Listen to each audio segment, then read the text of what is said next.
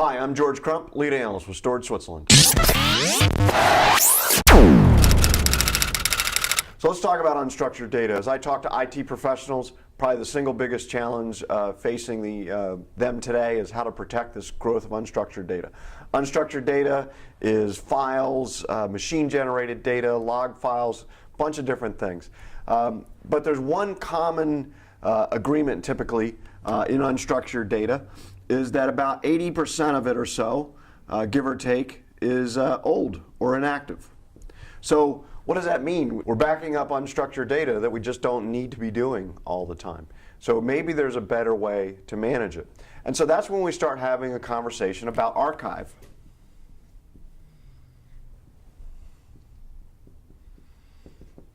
And typically when we archive data, there's two types of choices. There's either disk or there's tape.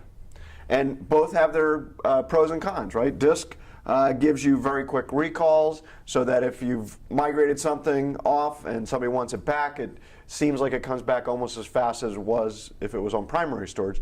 Tape brings a lot of cost effectiveness to it. Cost per gigabyte's better, cost of power, data center floor space, things like that. The cost economics here on tape are significantly better, and there's plenty of research to indicate that now tape is also more reliable for a long-term storage device. So as we look at that, that kind of creates a challenge. There are attributes of both of these targets that we'd like to be able to use. And so a concept would be to abstract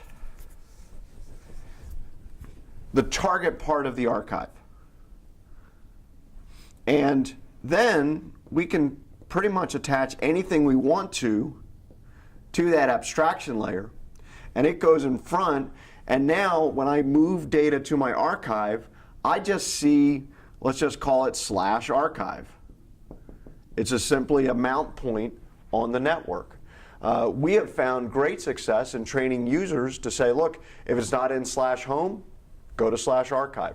So they can manage that. There's also some capabilities to automate that as well, and so they don't even have to do that if you don't want to.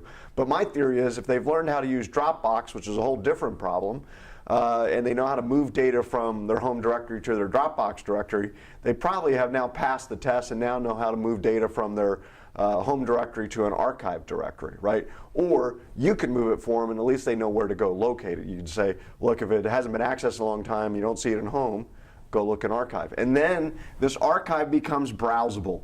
And so what happens is as we move data down, we put it on disk first. We may immediately make a copy to tape for data protection and things like that. And that means this 80% doesn't need to be backed up anymore.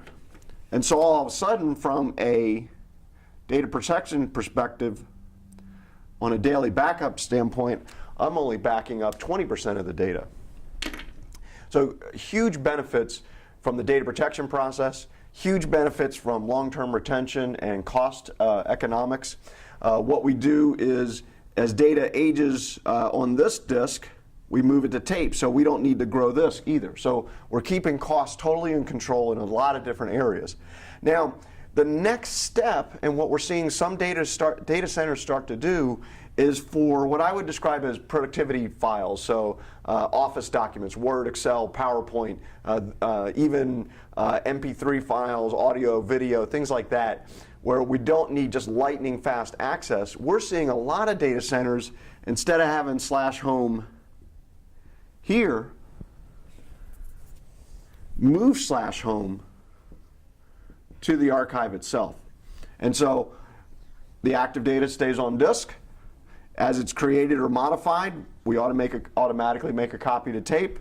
When we're ready to get rid of it, it gets too old, we make a second copy to tape and then remove it from disk, and now it's automatically managed for you. Now this performance of this particular disk isn't going to outperform a high-end NAS, but for office productivity documents where users are connecting through Wi-Fi and LTE and all kinds of different things, the performance of that probably doesn't matter anymore. And so that eliminates the entire problem of backing up that particular set of data. So there's some great options for you for protecting unstructured data. We think really the key is to abstract the kind of the archive target, so you can get the best of both disk and tape at the same time. I'm George Crump, lead analyst with Storage Switzerland. Thank you for joining us.